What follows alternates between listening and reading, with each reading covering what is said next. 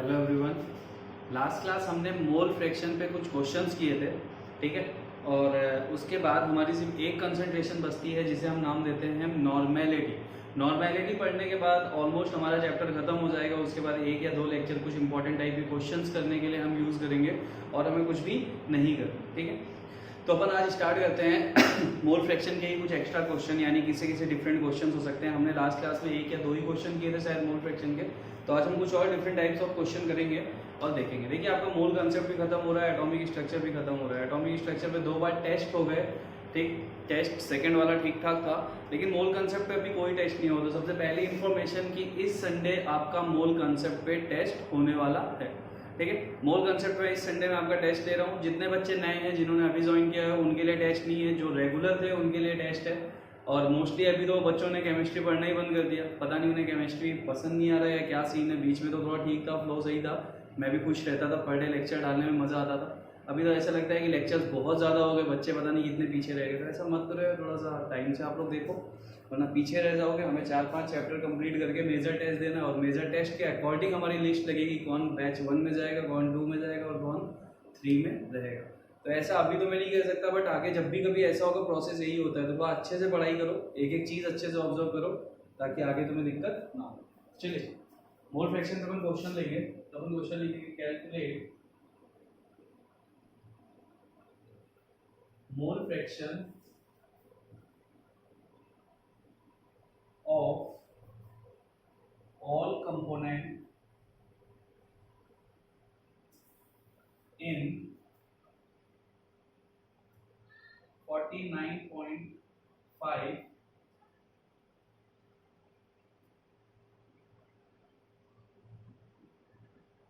49% W by V H2SO4 aqueous solution। देखो, इस aqueous का मतलब होता है कि उसमें वाटर डिसॉल्व है। तो यहाँ पे अगर मैं बात करूँ तो हमारे पास सॉल्वेंट क्या है, हमारे पास सॉल्यूट क्या है, सॉल्यूट है H2SO4। हमारा सॉल्वेंट क्या है, सॉल्वेंट हमारा है वाटर, ठीक है। तो वाटर हमारा इसमें है सॉल्वेंट, और हमारा सॉल्यूट है H2SO4। तो हमारे सॉल्यूट और सॉल्वेंट हमें मिल गए। और क्वेश्चन में क्या दिया हुआ है, डेंसिटी इज इक्वल टू 1.5 ग्राम पर एम। डेंसिटी दी हुई है 1.5 ग्राम पर एम। अब देखिए, तुम्हें दिया हुआ है परसेंटेज कंपोजिशन, और परसेंटेज कंपोजिशन में कैसे डाटा निकाला जाता है कि सॉल्यूट कितना है, सॉल्वेंट कितना है या सॉल्यूशन कितना है, वो मैं आपको ऑलरेडी सिखा चुका हूँ। तो आपको क्या करना है, 49% W by V को एक्सप्लेन करना है। तो 49% W by V means 49 gram of H2SO4 is present in 100 ml of solution, ठीक है, 100 ml ऑफ सॉल्यूशन। तो हमें यहाँ से दो चीजें मिल गई हैं, सॉल्यूशन का वॉल्यूम और सॉल्यूट का मास। तो हम इसको पहले नोट डाउन कर लेते हैं कि हमारा डाटा क्या क्या गिवन है। तो ये मास परसेंट के फॉर्म में जो परसेंटेज कंपोजिशन के फॉर्म में देता है, ये आप क्लियरली आप अच्छे से समझ चुके हो कि इसको हम कैसे लिखते हैं, इसमें से हम कैसे डाटा निकालते हैं कि हमारा डाटा क्या दिया हुआ था और क्या नहीं दिया हुआ था।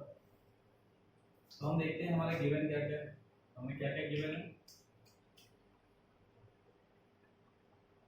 हमें गिवन है सबसे पहली बात मास ऑफ सॉल्यूट। हमें सॉल्यूट का मास दिया हुआ है कितना, 49 ग्राम। फिर हमें क्या दिया हुआ है, वॉल्यूम ऑफ सॉल्यूशन।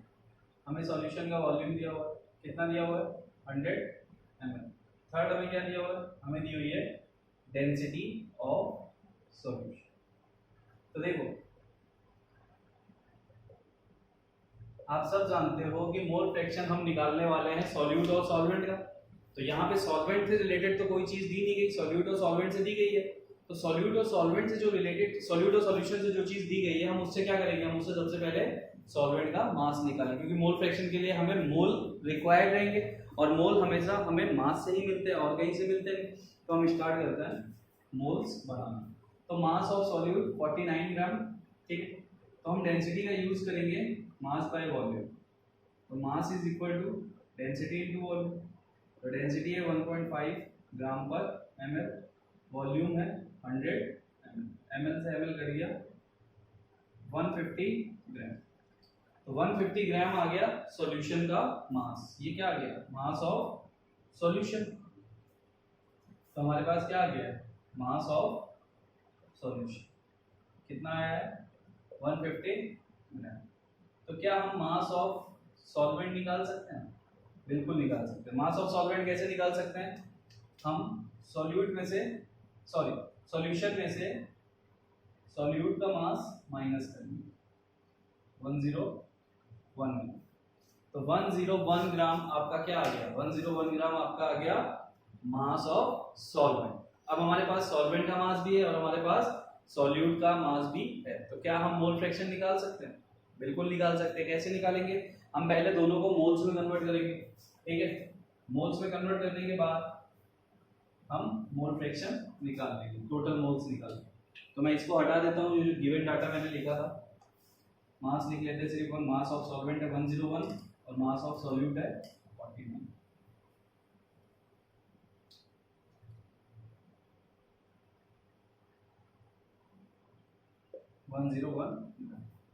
तो अपन यहाँ पे पहले निकालते हैं मोल ऑफ H2SO। तो 49 divide by 98 which is equal to 2। ठीक है, तो कितना आ गया? 1/2 मोल। हम निकालते हैं मोल ऑफ H2। H2 कितना आएगा? 101 डिवाइड बाय 18। 18 बाई 90 बचा कितना? 10।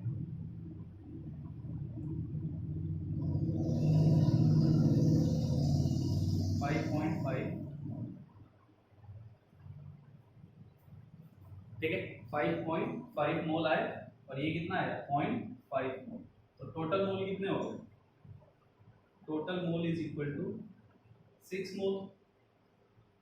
अब मुझे इसको सॉल्व करना है। तो मुझे इसको सॉल्व करना है तो मैं क्या करूंगा? मोल फ्रैक्शन निकालूंगा मैं। x of H2SO, x of H2SO4 कितना हो जाएगा? H2SO4 के मोल डिवाइड बाय टोटल मोल।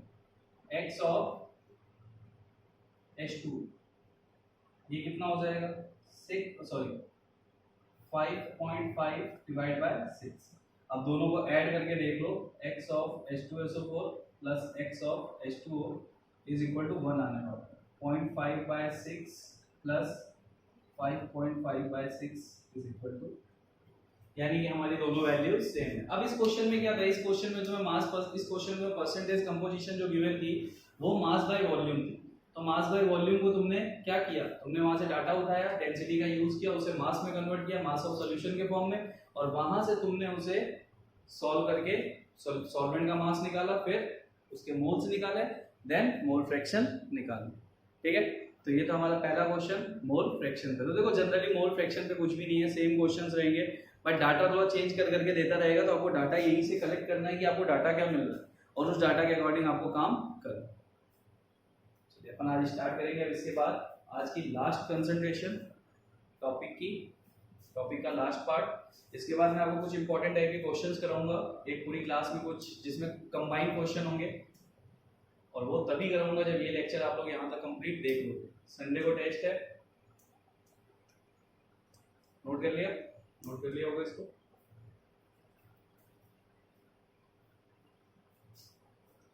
तो हमने जितनी भी कंसंट्रेशन अभी तक पढ़ी सारी की सारी हमें अच्छे से आनी चाहिए। हम एक क्वेश्चन उठा रहे हैं जिसमें हम अभी तक की सारी कंसंट्रेशन को एक साथ ले लेंगे और उससे रिलेटेड क्वेश्चन करेंगे।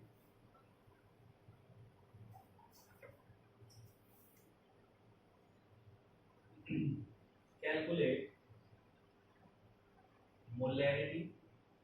Molality and mole fraction. 3 type की कंसंट्रेशन एक क्वेश्चन में हम ले रहे हैं। Of 500 ml solution of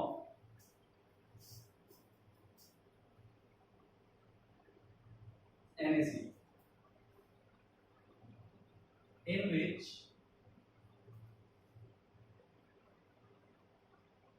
5.85 gram of NaCl is present. ठीक, डेंसिटी इज इक्वल टू 1 ग्राम पर सीसी। ग्राम पर सीसी का मतलब ग्राम पर ml। हमारा क्वेश्चन है calculate molarity molality and mole fraction of 500 ml solution of NaCl in which 5.85 gram of NaCl is present. हम सबसे पहले देख लेते हैं हमें डाटा क्या क्या गिवन। तो हमें डाटा गिवन है मास ऑफ सॉल्यूट कितना है 5.85 ग्राम और हमारा सॉल्यूट क्या है NaCl। फिर वॉल्यूम ऑफ सॉल्यूशन, सॉल्यूशन का वॉल्यूम कितना है 500 ml। सॉल्वेंट गिवन नहीं है इसलिए सॉल्वेंट क्या हो जाएगा वाटर। थर्ड चीज क्या हुई है डेंसिटी ऑफ सॉल्यूशन कितनी दी हुई है 1 ग्राम पर ml। सबसे पहले हमें क्या निकालना है, हमें निकालना है molarity. Molarity is equal to N/V, moles upon volume of solution in litre. तो हमें सबसे पहले मोल्स निकालने पड़ेंगे। किसके मोल्स निकालने पड़ेंगे सॉल्यूट। तो हम निकाल लेते हैं मोल ऑफ NaCl। तो NaCl का गिवन वेट कितना है 5.85।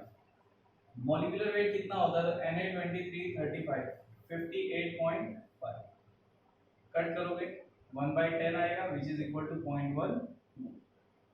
ठीक है, तो 0.1 डिवाइड बाय 500 इंटू 1000। 500,000 का मल्टीप्लाई क्यों किया क्योंकि हमारा वॉल्यूम ml में है और जबकि डेफिनेशन मोलैरिटी की जाके देखोगे तो उसमें साफ साफ लिखा हुआ है present in litre. 2 time 0.2 capital M और मोल पर लीटर और मोलर, तो ये इसकी वैल्यू आ गई। यानी मोलैरिटी हमारा पहला आंसर आ गया कि मोलैरिटी कितनी है 0.2 M। अब हम चलते हैं मोलैलिटी की तरफ।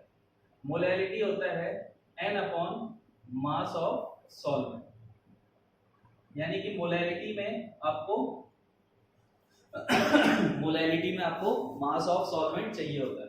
अब हमारे पास ना तो सॉल्यूशन का मास है ना सॉल्वेंट का, हमारे पास सिर्फ सॉल्यूट का मास है। तो हम क्या निकालेंगे मास ऑफ सॉल्यूशन। तो मास ऑफ सॉल्यूशन निकालने के लिए हम डेंसिटी का यूज करेंगे। तो डेंसिटी का यूज करेंगे तो क्या बन जाएगा डेंसिटी इंटू वॉल्यूम। डेंसिटी है 1 ग्राम पर ml, वॉल्यूम है 500 ml। ml से ml कट गया 500 ग्राम, क्या आ गया सॉल्यूशन का मास। सॉल्यूशन का मास तुम्हारे पास है, सॉल्यूट का मास तुम्हारे पास है, मास ऑफ सॉल्वेंट निकाल लोगे तो मास ऑफ सॉल्वेंट कितना आ जाएगा 500 माइनस 5.85 ग्राम। ठीक है, तो इसको अगर मैं माइनस करूंगा तो कितना आएगा 494.15 ग्राम। अब तुम्हारे पास मास ऑफ सॉल्वेंट आ गया। ठीक है, मास ऑफ सॉल्वेंट आने के बाद अब तुम क्या करोगे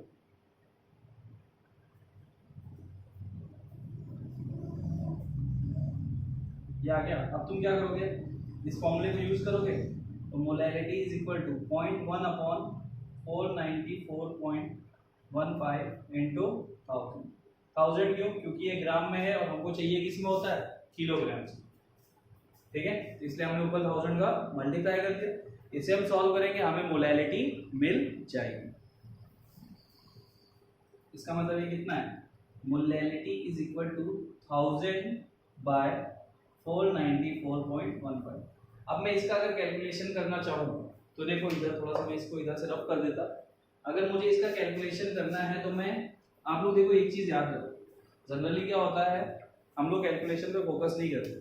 ठीक है, तो जैसे मुझे एक दो बच्चों ने बोला कि कैलकुलेशन में थोड़ा प्रॉब्लम हो जाता है कभी कभी, तो मैं यहाँ से आप लोग को एक चीज़ बताता। अभी तक मैं कैलकुलेशन आपके ऊपर छोड़ देता था क्योंकि आप जेईई के स्टूडेंट हो तो मुझे होप थी कि आप लोग अच्छे से कर लोगे, बट कोई बात नहीं, अगर नहीं कर पाते हो तो यहाँ से देखो मैं तुम्हें आज एक चीज़ बताऊंगा जिसे बोलते हैं हम अप्रॉक्सीमेट कैलकुलेशन। अप्रॉक्सीमेट कैलकुलेशन का मतलब होता है कि हम चीज़ों को अंदाजे से कट करते हैं कि इतने से इतने टाइम जाएगा मे बी। क्यों, क्योंकि हमारे पास 4 ऑप्शन होते हैं और हम उसे रिलेट करते हैं कि हमारा आंसर सबसे पास किसके। ठीक है, तो हम वही चीज़ देखेंगे कि अप्रॉक्सीमेट कैलकुलेशन कैसे होता है। तो molality is equal to 1000 divide by 494.15, 1000 नहीं 100, क्योंकि 0.1 है, 1000 का मल्टीप्लाई होगा तो 100 होगा। इसको मैं मान लेता हूँ 495, ये कितना है 495, ठीक है। इसको सॉल्व करना है तुम्हें। कैसे सॉल्व कर सकते हो? सबसे पहली चीज यहाँ पे एक जीरो अपन एज्यूम कर लेते हैं, पॉइंट लगा देते हैं, पॉइंट लगाते हैं, एक जीरो हो गया। 495 क्या 2 टाइम्स जा सकता है? 492 जा कितना होता है? जा सकता है क्या? नहीं जा सकता ना, कि जा सकता है? 1000 से ज्यादा होगा कि कम होगा? भाई 500 2 जा 1000 होता है, तो मिनिमम 2 टाइम तो जा ही सकता है ना, तो 0.2। अब इससे ज्यादा तुम्हें सॉल्व करने की जरूरत नहीं। 0.2 मोल पर केजी, ये तुम्हारा आंसर आ जाएगा। तो यहाँ पे मोलैलिटी तुम्हारी कितनी आ रही है? 0.2। इस टाइप से आप अप्रोक्सीमेट कैलकुलेशन करो। जैसे 494 था, मैंने इसको अप्रोक्सीमेट 495 ले लिया, ठीक है। क्या होता है, पूरी वैल्यू कंप्लीट वैल्यू लेके कैलकुलेशन करने में बहुत प्रॉब्लम आता है, हमें A to Z पूरा कैलकुलेशन देखना पड़ता है। तो उससे ज़्यादा बेटर होता है कि हम अप्रोक्सीमेट कैलकुलेशन करें कि इतने से इतने टाइम तो मिनिमम जा ही सकता है, इतना तो आप लॉजिक लगा सकते हो। कट करो डिजिट, 1 डिजिट में आंसर है, सफिशिएंट है, इतना ज़्यादा नहीं होता। अगर आप इससे ज़्यादा भी निकालना चाहते हो तो आप निकाल सकते हो। देखो 495 2 जा कितना हो जाएगा? 990।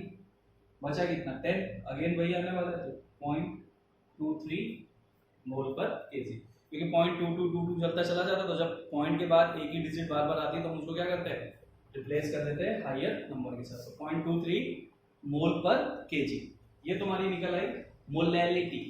अब तुम्हें क्या निकालना है? Mole fraction. तो मोल फ्रैक्शन के लिए हमारे पास क्या क्या चीज, मास ऑफ सॉल्वेंट हमको रिक्वायर्ड था, वो भी है, मास ऑफ सॉल्यूट हमको रिक्वायर्ड था, वो भी है। हम यहाँ से मोल फ्रैक्शन भी निकाल सकते हैं और दोनों को ऐड करके हम चेक भी कर सकते हैं कि वो सही है या गलत है। मास ऑफ सॉल्वेंट जो कि है H2O, उसका वेट कितना है? 494.15 ग्राम। बस हमको यही दो चीज चाहिए। एक के मोल तो तुम निकाल चुके हो, 0.1, दूसरे के तुम्हें निकालना है।